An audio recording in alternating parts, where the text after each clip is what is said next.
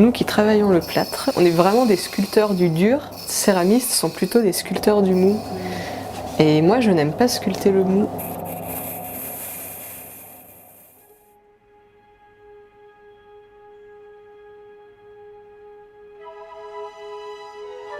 Je m'appelle Nadège Moussina, je suis sculpteur et j'utilise la porcelaine.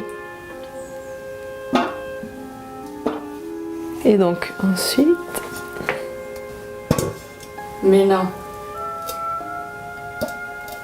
J'ai fait vraiment des études d'art appliqué et ensuite d'art plastique. Je me suis retrouvée dans une formation en alternance à Limoges.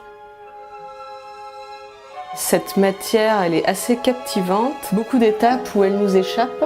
On est un petit peu en permanence en train d'essayer de dompter un animal sauvage. Quand la pâte est dans le moule, on n'a aucune idée de ce qu'il y a à l'intérieur du moule quand c'est dans le four. On est tributaire de ce qui se passe dans le four. C'est très très addictif et très excitant comme manière de travailler.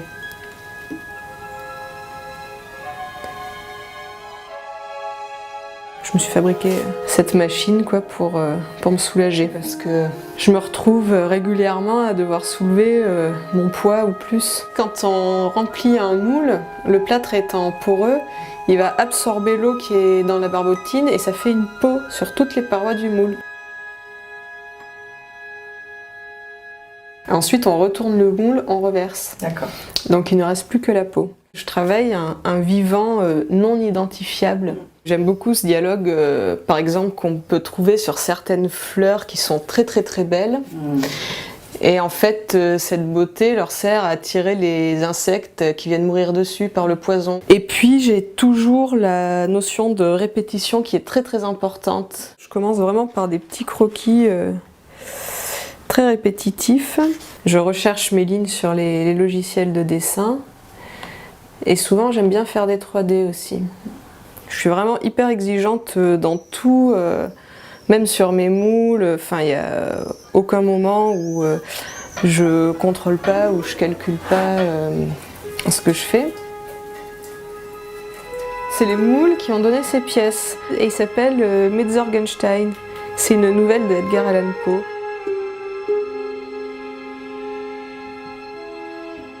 Je m'amuse pas à verser des pâtes colorées n'importe comment. Je les mesure dans des verres doseurs. J'essaye de respecter une vitesse d'écoulement et je chronomètre. Sur cette pièce, par exemple, j'avais 3 moules et je voulais vraiment avoir la même chose sur chaque pièce. Face à face comme ça, les deux variations de couleurs sont exactement les mêmes. De même que fabriquer un moule, c'est se fabriquer un outil. En fin de compte, je sais pas si je fabrique plus des pièces ou si je fabrique des outils qui fabriquent des pièces.